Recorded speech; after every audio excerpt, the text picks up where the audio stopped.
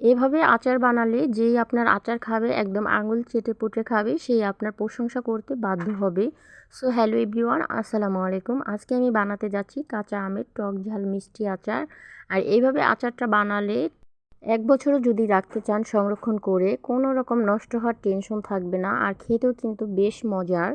So তার জন্য আমি এখানে নিয়েছি 2.5 কিলোর মতো একদম কাঁচা ফ্রেশ আম। আমগুলো হচ্ছে আমি গাছ থেকে পেড়ে মেপে নিয়েছি যাতে আমার সব মশলা দিতে সুবিধা হয়। এখন আমগুলো উপর থেকে আমি ভালো করে খোসাগুলো ছাড়িয়ে নিচ্ছি। খুব সুন্দর করে আমের খোসাগুলো ছাড়িয়ে নিতে হবে। আর এইভাবে আচারটা যদি করেন, আমার এই ভিডিওটা দেখে একদম 1 বছরে নষ্ট হওয়ার কোনো রকম টেনশন থাকবে না। আর যেই আপনার আচারটা খাবে সেই আপনার প্রশংসা করবে। অনেক অনেক অনেক মজার একটা আচার, টক ঝাল মিষ্টি আচার। এই আচারটা বানাতেও কিন্তু খুব বেশি একটা ঝামেলা নেই। তো এই তো আমি আমগুলো এক এক করে ভালো করে ছিলে নিচ্ছি। খুব সুন্দর করে আমগুলো আমি ভালো করে খোসা ছাড়িয়ে নিচ্ছি। অনেকে চাইলে খোসাসহ দিতে পারে, বাট সেটা আমি একটু অন্যভাবে দেখাবো। আর এটা আমি হচ্ছে খোসা ছাড়াই টকঝাল মিষ্টি আচারটা বানিয়ে নেব। এভাবে করে আমি আমগুলো সব ছিলে তারপর হচ্ছে একটা আমের 4 টুকরো করে কেটে নিলাম। কেটে সুন্দর করে ধুয়ে আমি চালনিতে ঝরা দিয়ে রেখেছিলাম পানিটা ঝরানোর জন্য। এখন আমি একটা মিশ্রণ বলে নিয়ে নিয়েছি। এখন আমি এখানে দিয়ে দিব সরিষা বাটা। এখানে আমি 1 টেবিল চামচের মতো সরিষা বাটা দিয়ে দিলাম। তারপরে কিছুটা হলুদের গুঁড়ো দিয়ে আমি ভালো করে মেখে এটা রোদে শুকাবো একদিন, যাতে উপরের যেই পানিটা থাকে পানিটা ভালো করে শুকিয়ে যায়। আচারের গায়ে যদি পানি থাকে তাহলে কিন্তু সেই আচারটা নষ্ট হয়ে যাওয়ার সম্ভাবনা থাকে। আমি কোনো রকম ভিনেগার বা হচ্ছে সিরকা এগুলো কিচ্ছু দিব না। এখন জাস্ট মশলাটা মাখানোর পরে, শুধু হলুদ আর সরিষা বাটা মাখানোর পরে আমি সুন্দর করে রোদে শুকানোর জন্য এটা সাজিয়ে নিচ্ছি।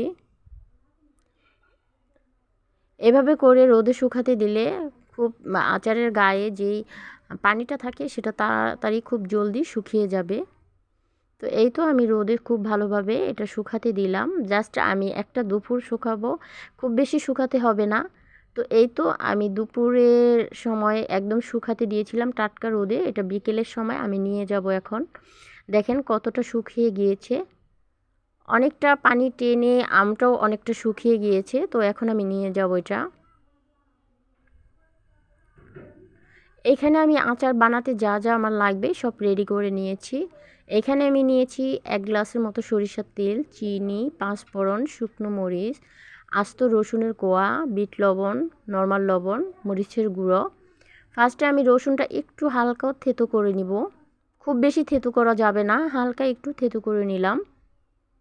ছেঁচুনির সাহায্যে হালকা একটু থেতো করে নিলাম। এখন সবগুলো তুলে নিচ্ছি। তারপর হচ্ছে শুকনো মরিচটা আগে একটু ভেজে নিব। একটু কালার চলে আসলে পাঁচফোড়নগুলো দিয়ে হালকা আঁচে, একদম লো আঁচে ভেজে আমি গুঁড়ো করে নিয়েছি। মরিচটা আলাদা গুঁড়ো করে নিয়েছি, পাঁচফোড়নটা আলাদা গুঁড়ো করে নিয়েছি।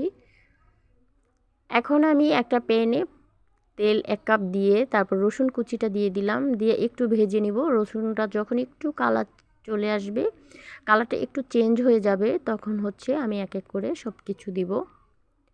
তো ফাইনালি আমার রসুনের কালারটা একটু ডিফারেন্ট চলে আসছে। তো এখন আমি আমগুলো দিয়ে দিব তেল রসুন ভাজার মধ্যে। আস্তে আস্তে করে আমগুলো দিচ্ছি আর নাড়া দিচ্ছি, আস্তে আস্তে করে আমগুলো দিচ্ছি আর নাড়া দিচ্ছি।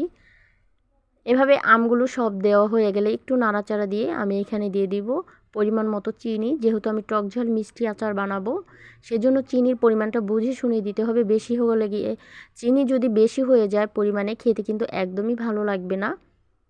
তো আমি চিনির পরিমাণটা একটু কম দিলাম আম অনুযায়ী। দিয়ে একটু নাড়াচাড়া দিয়ে আমি চিনিটা গলা পর্যন্ত অপেক্ষা করব।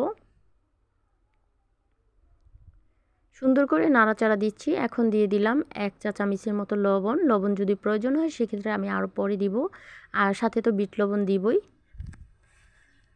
তারপরে দিয়ে দিলাম 1 চা চামচের মতো মরিচের গুঁড়ো, লাল মরিচের গুঁড়ো, যেটা আমরা হচ্ছে তরকারি রান্নাতে ব্যবহার করি সেটা।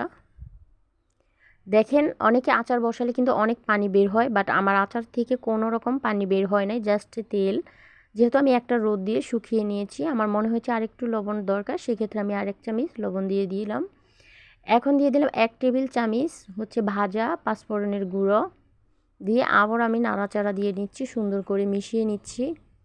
এত সুন্দর একটা ফ্লেভার বের হয়েছে, আসলে কি বলে বোঝাতে পারবো না, আপনারা একবার হলো বানিয়ে দেখবেন। এখন দিয়ে দিলাম শুকনো মরিচ, যে ভাজা গুঁড়োটা করে রেখেছিলাম সেটা, আর বিট লবণ 2 চা চামচের মতো বিট লবণ। একদম এটা লাস্ট পর্যায়ে বিট লবণটা দিতে হবে। দিয়ে ভালো করে নেড়ে চেড়ে এটা মিশিয়ে নিচ্ছি। লাস্ট পর্যায়ে বিট লবণ আর মরিচের গুঁড়োটা দিলে ফ্লেভারটা অনেক বেশি ভালো আসে, খেতে অনেক ভালো লাগে। ফাইনালি আচার হয়ে গেছে, নামিয়ে নিয়েছি। আমি একটু দেখাচ্ছি আপনাদেরকে। আসলে আমি সবসময় বলি আমার এই লাইটের কারণে কিন্তু কালারটা অনেকটা লাল আসে। আর দেখেন মশলাগুলো মনে হচ্ছে পুড়ে গেছে, কিন্তু একদমই না। আমি যখন রান্না করেছি, কুক করেছি, তখন তখন কালারটা আপনারা অবশ্যই দেখেছেন কতটা লোভনীয় ছিল।